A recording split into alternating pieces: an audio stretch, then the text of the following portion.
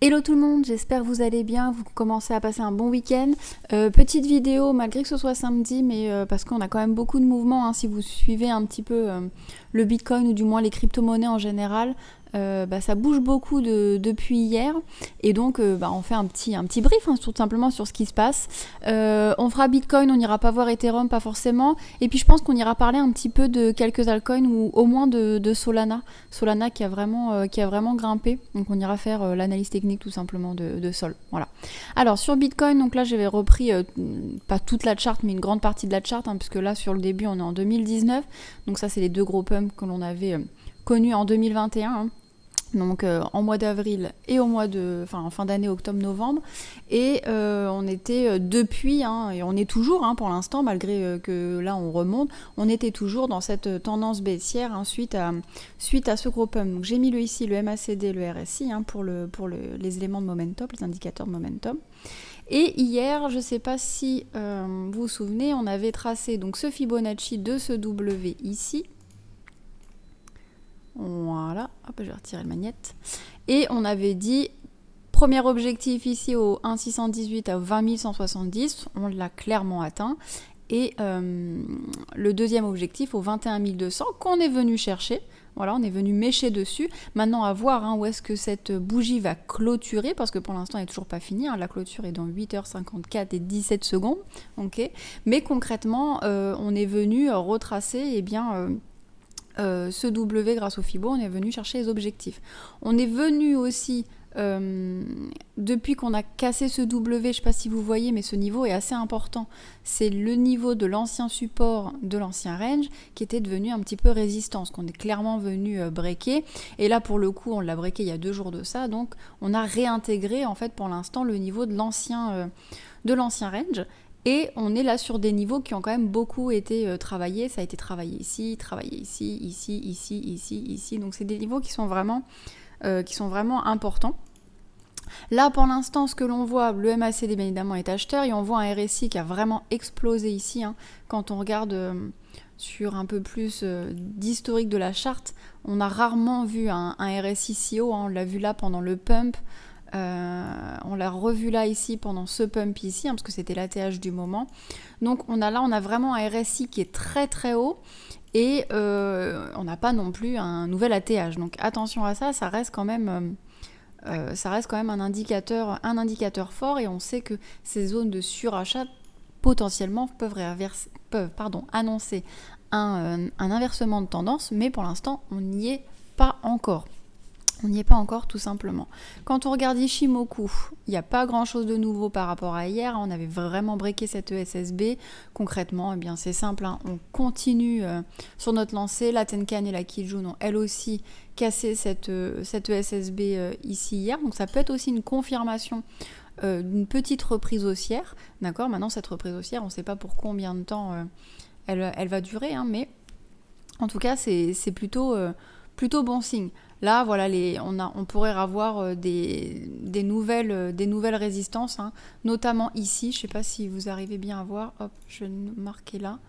On a eu un niveau de résistance ici. Et après, on a encore les niveaux de résistance que l'on avait lors du précédent range. Alors, si on prend les mèches, on monte jusqu'à 25 200. Si on ne prend pas les mèches, parce qu'on peut estimer que les mèches, c'est de la liquidation, on est aux alentours des 24 500. Donc voilà, ça peut être les prochains niveaux à venir chercher. Concrètement, si on vient breaker là, ce niveau qui a été travaillé plusieurs fois aux alentours des 22 300, c'est plutôt bon signe, et on pourra aller chercher le haut de range. Mais pour l'instant, à voir. Quand on regarde Kingfisher, donc on n'a pas du tout la même map qu'hier. On a pas mal de liquidations des gens qui sont rentrés bien évidemment à l'achat, hein, mais peut-être qu'ils sont rentrés il y a peut-être un moment. Et par contre, on n'a plus du tout les pics. Enfin, on en a encore un petit peu aux alentours des 25 000, mais c'est ce que je vous disais, les 25 000, on revient sur ces liquidations-là, donc potentiellement sur peut-être les gens qui sont rentrés à la vente à ces niveaux-là. Voilà, tout simplement. Donc, pour l'instant, on a bien liquidé. D'ailleurs, je pense que ça se voit. Là, je suis en 4 heures. Ouais, ça se voit un petit peu sur les pics ici de liquidation, les petites barres vertes que vous voyez. Hein. Donc, on a eu 2 gros moments de liquidation. Et quand on regarde, c'est simple. Ça a été cette nuit à minuit et ça a été Le 13 décembre à 13h, les 2 gros pics là que on en a eu un petit peu, mais si on regarde un peu sur les sommes les plus importantes, disons, eh bien on a eu encore sur ce dernier mouvement là où on est monté au 21 000. Donc ça c'est assez intéressant. Oula, pardon, désolé pour le bruit. Mais il est vraiment possible qu'on aille rechercher ce niveau-là des 22 200, 23 300.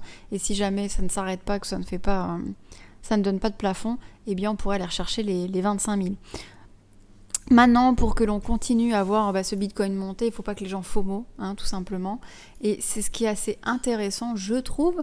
Donc sur l'Open Interest, je rappelle, alors là je suis sur le marché à levier, donc je ne suis pas sur le spot, mais concrètement, l'Open Interest, ce sont les ordres qui s'ouvrent, que ce soit à l'achat ou à la vente, donc là sur le marché, les contrats futurs sur le Bitcoin. Donc là je crois que je m'étais mis sur Binance, sur Binance.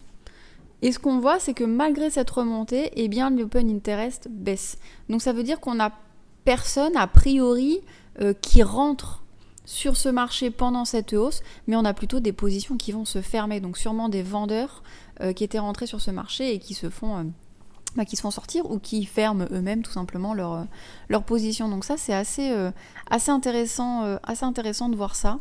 Là, le funding rate est plutôt positif, là.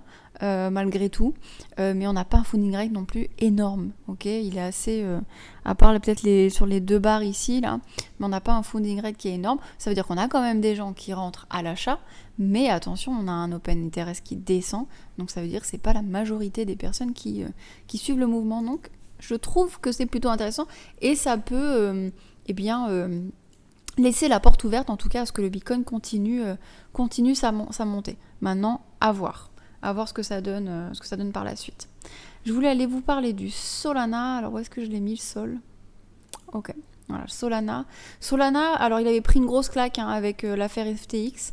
Il avait pris une belle claque. Et concrètement, il remonte, je crois qu'il a repris 20% de mémoire.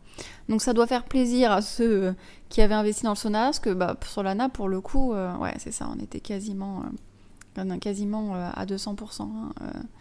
Donc ça, c'est assez intéressant. Oui, 20% c'était sur la journée, j'avais vu ça sur mon wallet, sur mes alertes de wallet. Donc ça, c'est assez intéressant de voir ça, parce qu'on a beaucoup entendu dire est-ce que Solana va s'en sortir. On le voyait même sur le journal du coin. Est-ce que Solana va mourir ou pas avec ce qui s'est passé avec FTX, Je rappelle qu'Alameda avait vendu énormément de Solana, ce qui avait fait chuter drastiquement le prix. Et on voit un Solana qui récupère, donc ça reste positif. Comme quoi, attention aux news, quand on vous dit que les tokens vont mourir. Attention à ça. Si vous regardez en général, tous les tokens qui sont liés à du métaverse, donc AXS, Send qui est pas mal monté aussi, hop.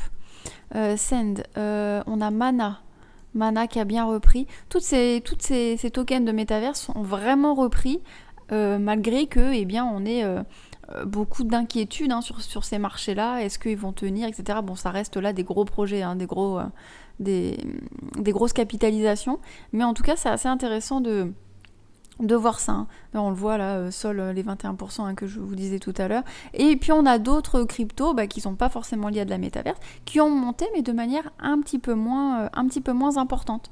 Voilà, on a l'OMG qui est remonté, le PIR qui est pas mal remonté. Alors ça je l'avais tracé juste le Fibo, on est venu chercher ce premier objectif. Mais en gros, voilà, tout ce qui est lié à de la métaverse, concrètement, vous pouvez regarder sur vos tokens. En général, c'est pas mal remonté, donc c'est plutôt positif. Maintenant, à voir comment cette belle remontée va se terminer, ou est-ce qu'elle va continuer, pour combien de temps, à voir. En tout cas, on a les éléments en termes d'order flow pour que ça puisse continuer. Maintenant, attention à ces indicateurs de momentum, comme le RSI, le William R et dans le même état, qui sont vraiment en zone de surachat et qui peuvent annoncer un retournement de tendance. Maintenant, attention, je vous ai déjà dit, ça peut rester un moment en haut, au-dessus de cette ligne, au-dessus de cette zone, et donc dans cette zone de surachat. Donc ça, c'est tout à fait possible. Voilà, c'était juste un petit point rapide pendant le week-end. Sur ce, je vous souhaite de profiter de votre samedi et de votre dimanche. Passez un bon week-end et je vous dis à lundi. Ciao, ciao.